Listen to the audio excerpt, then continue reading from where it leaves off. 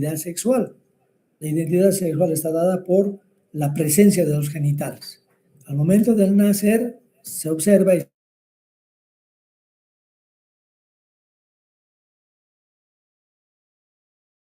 a los 30 meses recién se instala la identidad de género y el niño sabe que es niño y la niña sabe que es niña, tiene la certeza.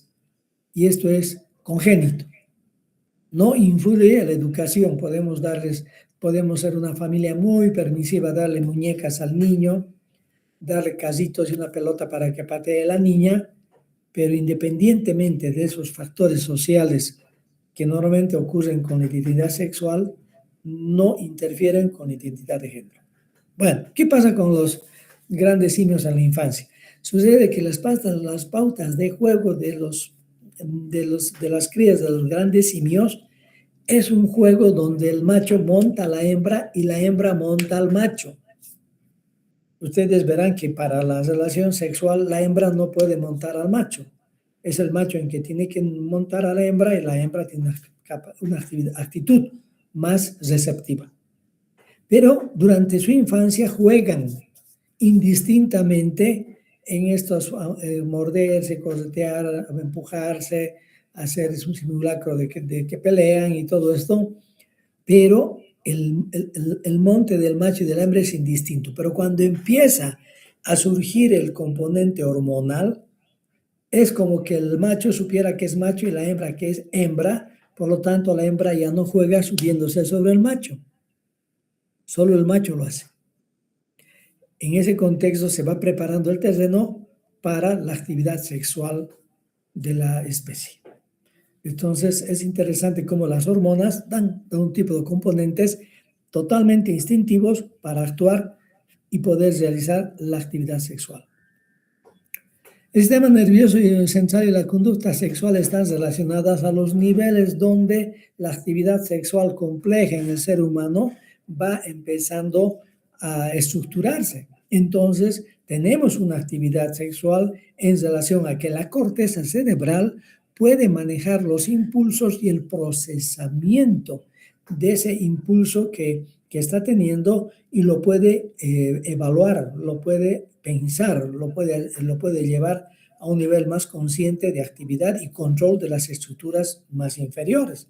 Porque después de la corteza cerebral está el sistema límbico, que está presente en todos los mamíferos y es el causante, diremos así, de la respuesta sexual para la procreación.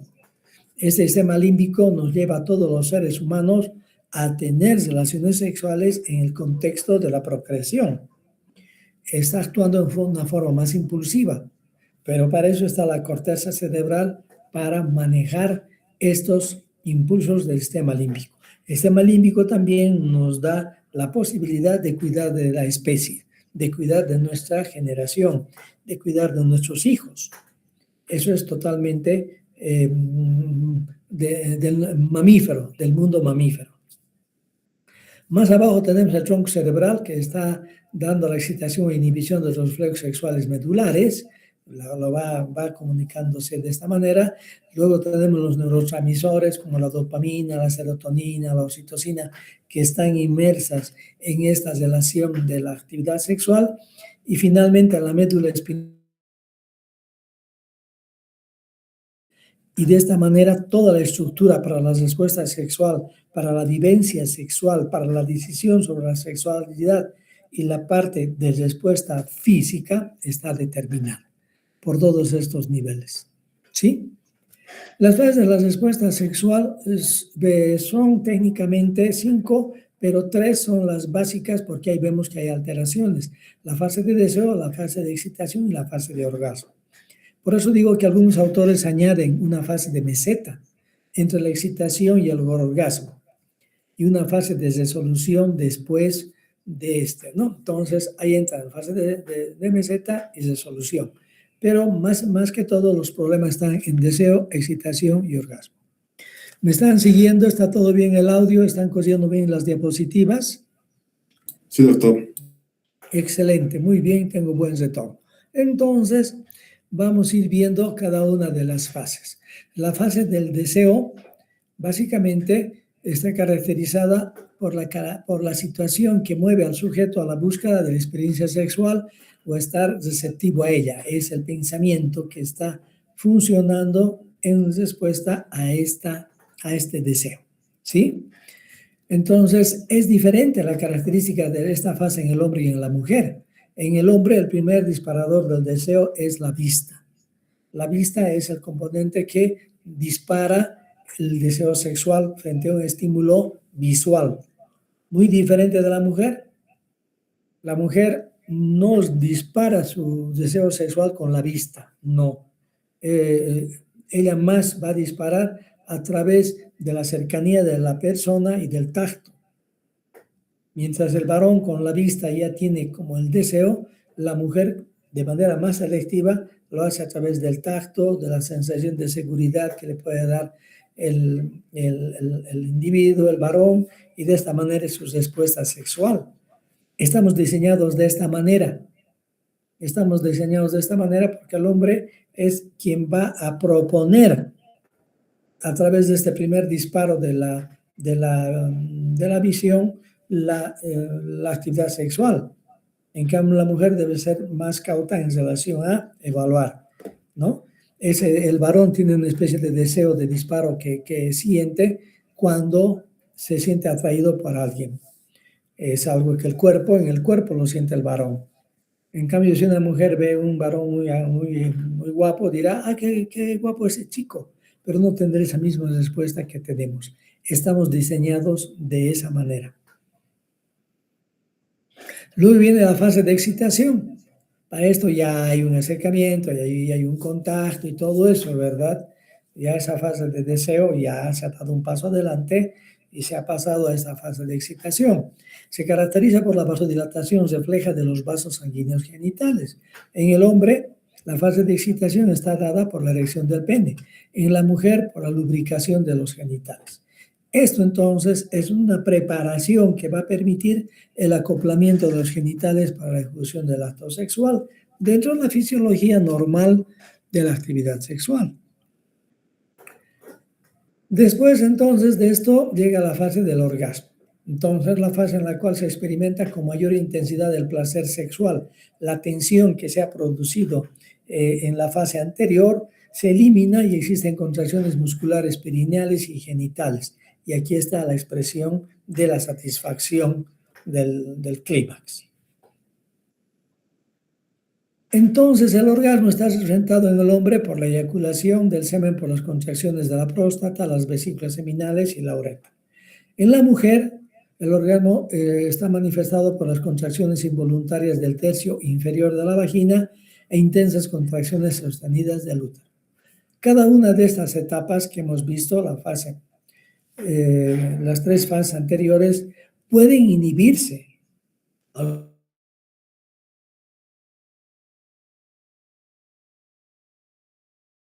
Y entonces eso produce malestar, dificultad en la expresión fisiológica normal de la sexualidad, porque intervienen efectos psicológicos, emocionales y orgánicos también, que eso es importante de ver. Entonces, la sexualidad de los humanos incluye diferentes elementos y está sujeta al desarrollo normal que ha debido preceder a la madurez. En ciertas circunstancias pueden darse fijaciones o desviaciones, diremos así, de esta capacidad libidinal hacia la sexualidad, y de esa manera tenemos dos grandes grupos sobre las alteraciones de la sexualidad. Las disfunciones psicosexuales, que es parte de la relación sexual, del funcionamiento, del rendimiento de la respuesta sexual, y las parafilias, que son el cambio del objeto del deseo, parafilia. Estas parafilias están representadas, por ejemplo, por el fetichismo. El fetichismo por algo. ¿Por qué? El fetichismo por los zapatos. Entonces, una persona fetichista, como una parafilia, podría tener más placer en los zapatos que en la misma relación sexual. Las parafilias no las vamos a ver en este nivel. Eso está más destinado hacia el nivel clínico. Y aquí vamos a hablar de las disfunciones sexuales en relación a que son situaciones muy comunes, muy ligadas a los aspectos psicológicos, conductuales, cognitivos. ¿Sí? En estos trastornos o llamadas disfunciones psicosexuales hay alteraciones de algunas de las etapas de la respuesta sexual.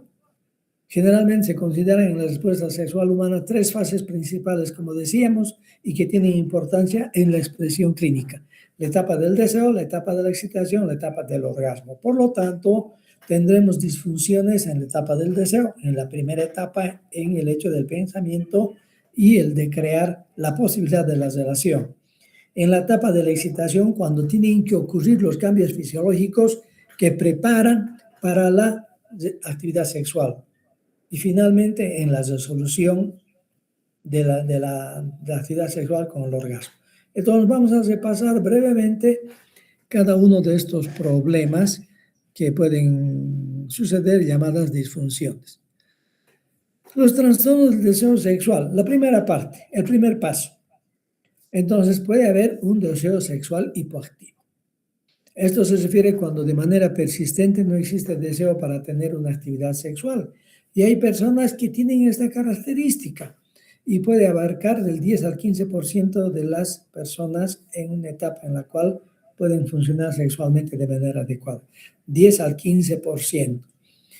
La hipótesis será una inhibición durante la fase fálica, un complejo de Edipo que no se ha resuelto o una tendencia a manifestar inconscientemente hostilidad a la pareja, ¿no? Porque ahí viene el hecho de que la pareja quiere la relación y la otra persona no la quiere.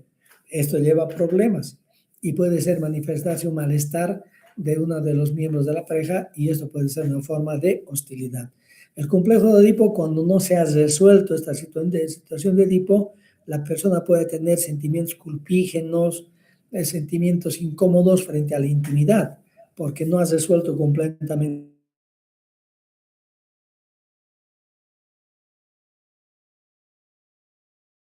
y aumento del deseo.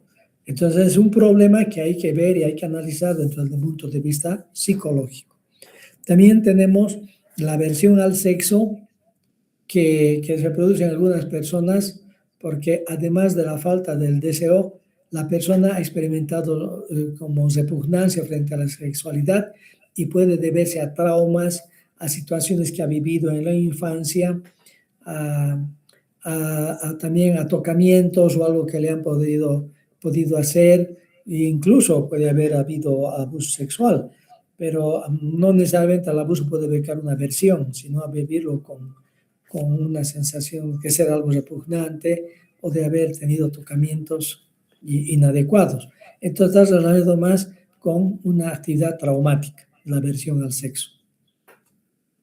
En la mujer hay incapacidad para lograr en la fase de excitación de mantener la respuesta de la tumefacción y lubricación de los genitales. Además, no tiene la sensación subjetiva de placer durante la actividad sexual. Esta ya es una alteración de la etapa de la excitación y entonces puede haber una dificultad para cumplir todos estos aspectos biológicos que van preparando el terreno para realizarse la intimidad. Este es un problema que se presenta en el sexo femenino. Esta incapacidad para lograr la respuesta y la lubricación en la mujer, en el varón, la fase de excitación sexual, el trastorno en esta área, se presenta como un trastorno de la erección. Se expresa como impotencia, que consiste en no lograr o no mantener la erección necesaria para poder tener la actividad sexual de manera adecuada también. Esta alteración que hemos llamado la impotencia también se denomina disfunción eréctil. Entonces, disfunción eréctil o impotencia son sinónimos. Ahora bien, hay que ver si es de toda la vida o puede ser adquirido, ¿no? Entonces, esta es una situación que se ve. Es una situación bastante general. Se dice que 10 al 20% de los varones en algún momento han tenido el problema de la disfunción eréctil, ¿sí?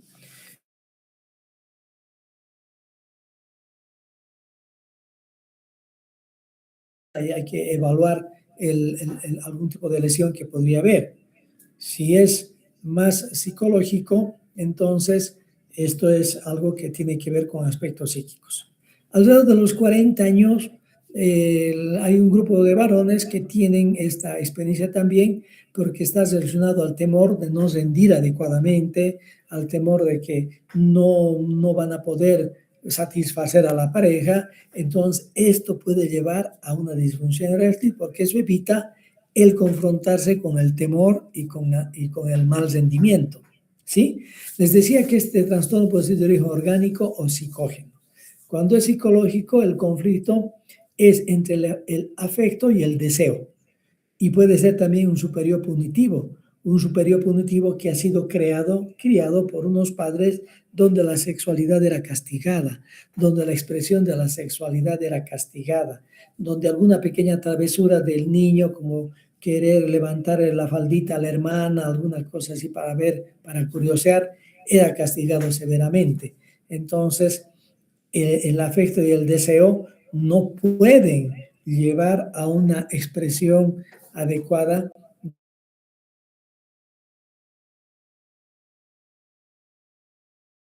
en el varón. Ahora bien, la disfunción eréctil se va incrementando con la edad, pero esto ya es por causas fisiológicas. Cuando la testosterona empieza a bajar en el varón, ya la menopausia, la andropausia 50, 55 años, ya empieza a haber una disminución de toda la capacidad sexual en el varón y de esta manera ocurre que la disfunción eréctil es muy grande. Se dice que el 75% de los mayores de 80 años ya padecen de disfunción eréctil, ¿no? Entonces, mientras más avanza la edad, es mucho más marcada la disfunción eréctil, que se va dando de una manera progresiva, que es en relación a la disminución de la testosterona. En la tercera etapa podemos hablar del trastorno orgásmico femenino, que también se llama anorgasmia. Entonces, este es un punto importante porque es algo que está presente en la vida sexual de la mujer. Consiste en la ausencia o retraso del orgasmo. La mujer manifiesta deseos de actividad sexual, está bien esa área, tiene los deseos, los pensamientos, las fantasías, se excita, que está bien el segundo paso, pero tiene dificultades para el orgasmo. Algunas mujeres llegan a esta fase únicamente con estimulación del clítoris. Esta es una variante normal en el 5% de las mujeres. Esta capacidad orgásmica, de manera interesante, aumenta con la edad. A los 30 años ya hay una mayor respuesta orgásmica en la mujer y también cuando está cerca a la menopausia, porque hay una menor inhibición psicológica y la misma menopausia hace que la mujer ya no esté preocupada por las fantasías de embarazo y todo eso, ¿no? Y también se dice que la culpa que a veces las sociedades daban en la conducta sexual femenina y todo esto ya va desapareciendo, entonces la mujer puede expresar de manera mucho más libre su sexualidad, pero si hay una culpa, si hay una educación muy rígida, un componente superior grande, el tipo de cultura y todo eso, entonces puede haber una dificultad en el orgasmo femenino o anorgasmia. En el varón, este es el problema en la etapa en la cual tendría que ser la fase del orgasmo, la eyaculación precoz. Se presenta como una estimulación sexual mínima antes, durante o inmediatamente después de la penetración. Entonces, en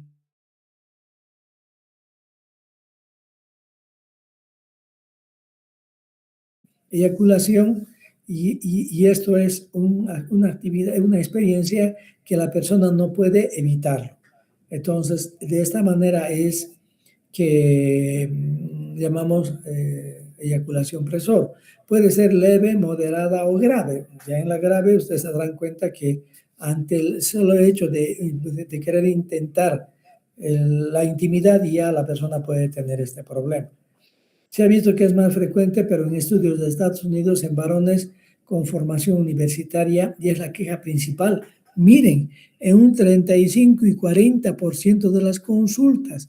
Esto significa que muchos varones pueden tener dificultades en esto por diversas causas. Las vamos a revisar para que en general tengan ustedes un conocimiento sobre las causas de este problema tan frecuente que se puede dar, ¿sí? La eyaculación precoz está relacionada con la ansiedad en el acto sexual. O sea, el componente de ansiedad que hay durante sobre todo las primeras relaciones hace entonces que esta ansiedad afecte la posibilidad del control de la eyaculación. Entonces, básicamente, puede haber la ansiedad como un elemento para favorecer la eyaculación precoz. También puede haber un conocimiento cultural negativo en culturas, en grupos sociales donde la sexualidad está vista como algo que debe controlarse, que es algo impuro y que es algo que no debe expresarse de manera placentera, como que eso no debería haber. Entonces, eso también puede influir en que se produzca la eyaculación precoz. Ahora, la eyaculación precoz es una experiencia que se ha aprendido. La ansiedad le está provocando la eyaculación precoz. Entonces, la eyaculación precoz puede surgir por primeros contactos en situaciones embarazosas. Y esta es una situación que va a empujar a una eyaculación precoz, ¿no? Imagínense, este sería un ejemplo de que están los enamorados en la casa de los papás, ahí están y todo eso, y de repente la mamá dice que va a salir a comprar pan, alguna cosa, y de repente quieren tener una intimidad, pero la situación no es como para tener una intimidad pues adecuada. Eso es para que haya mucha ansiedad y sea una situación altamente incómoda. Entonces, si eso se vive de esa manera, se está dando pie a que la eyaculación precoz sea una respuesta rápida y automática por la situación del riesgo y todo eso. Ahí es ganar tiempo. ¿Pero en qué redunda? En eyaculación precoz. También en varones inexpertos también se puede dar, pero es un proceso autolimitado. Es decir, esto les decía que puede surgir durante las primeras relaciones, pero posteriormente, al tener más experiencia, el varón va empezando a tener la posibilidad de controlar mejor este proceso y de la eyaculación precoz, porque ya no es la primera experiencia, no hay tanta ansiedad, sino hay un mayor control de la actividad. En relaciones estables de pareja, este puede ser un problema y también un producto de factores estresantes en la pareja, porque no es satisfactoria la intimidad. Esa respuesta sexual humana, donde es algo placentero para los dos miembros de la relación, aquí no se está dando. Entonces, esto es algo que tiene que llevar a evaluar qué está pasando. Obviamente, las causas en el varón habrá que analizar y también la relación de pareja que puede haber. Muchos factores de pareja, dificultades y disfunciones pueden también funcionar inadecuadamente en la propia relación sexual. En parejas estables, en parejas que tienen ya un tiempo de vivir juntos, de conocerse y de establecer una relación o un vínculo. ¿Qué relación hay entre la respuesta sexual y la angustia? Porque es un elemento que hemos visto central en lo que llamamos la disfunción eréctil. La relación entre la respuesta sexual y la angustia es muy variable. La angustia puede asociarse con la respuesta sexual, puede inhibirla. Generalmente le inhibe. Al contrario, la respuesta sexual puede inhibir a la angustia, pero eso en menor grado. Algunos hombres tienen erección en circunstancias amenazantes en relación a los aspectos eróticos, pero esto está más en relación a una respuesta general frente a la amenaza. Entonces, esto puede surgir con una respuesta fisiológica completa.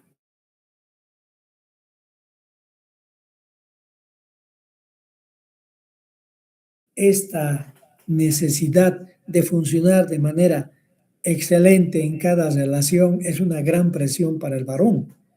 Entonces el varón empieza más a ocuparse de controlarse y tener una relación donde pueda evitar la disfunción, la eyaculación precoz, pero esto le lleva a que haya más bien ansiedad y esta edad puede llevar a que más bien caiga en la disfunción en la eyaculación precoz, ¿no? Entonces la ansiedad de desempeño es algo que se debe dar cuenta el varón y que no debe manejarse de esta manera. Ahora bien, también ustedes comprenderán que los seres humanos no somos máquinas que vamos a funcionar de una manera exacta y adecuada todas las veces. Hay muchas variables. Hay muchas variables que surgen por el componente cognitivo, psicológico, emocional de la respuesta sexual, ¿no? Entonces también puede aumentar la ansiedad en la relación de pareja.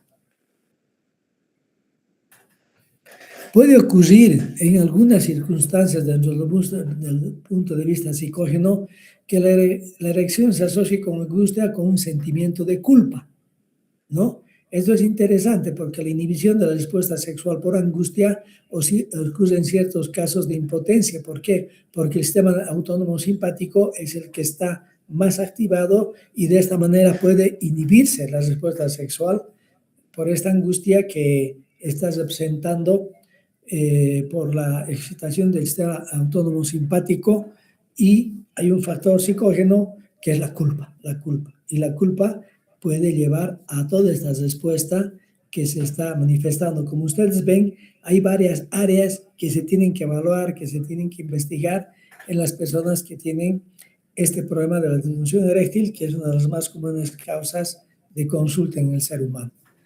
También hay un acápite en el texto que revisamos sobre estos trastornos de la respuesta sexual en el varón y en la mujer, que es la dispareunia, que es el dolor asociado al coito.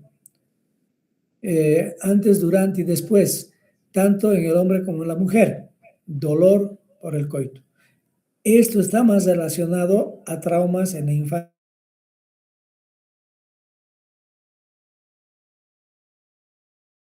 Si no es un dolor asociado a la relación, pero hay un trasfondo traumático. El vaginismo. Hay espasmo involuntario de la musculatura del tercio externo de la vagina y este espasmo puede impedir la relación, generalmente la impide. Entonces no se puede realizar el coito. Esto se debe a que en el aprendizaje de la relación, en las primeras relaciones, surge el dolor o el temor en las primeras relaciones y la persona puede rechazar. El dolor por la experiencia o el temor porque le han dicho o alguien le ha contado que va a ser muy doloroso, que esto puede pasar y todo. Entonces, hay mujeres muy sensibles que pueden presentar vaginismo. También esto es algo que se tiene que manejar de manera psicológica, cognitivo-conductualmente. Eso es algo que está presente en las relaciones. Ahora, hay muchas enfermedades y causas relacionadas con trastorno de erección en el varón. Como hemos visto, que es una de las consultas más frecuentes, 30, 40, 50% de la consulta en los varones en un momento de la vida, entonces hay que ver si no hay enfermedades infecciosas, parasitarias, problemas cardiovasculares, renales, urológicos, pulmonares, genéticas, el síndrome de Klinefelter, alteraciones vasculares, estructurales del pene, alteraciones endócrinas, neurológicas, en fin. Entonces, hay todo un bagaje de cosas que los especialistas tienen que ver para ir dando una evaluación integral en el varón para ver que sean situaciones que se tengan que resolver, si no es suficiente el abordaje psicológico del problema. Ahora bien, también hay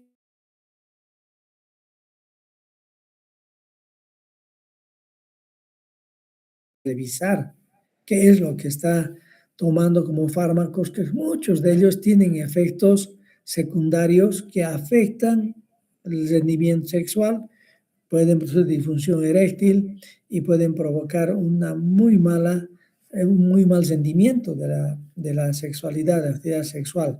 Entre los psicofármacos, los más comunes son los antipsicóticos. medicamentos que utilizamos para los pacientes con problemas de aspecto psicótico, alucinatorio y todo esto. La colpromacina, la tioridazina, que son medicamentos antigüillos, pero que provocaban mucho eso.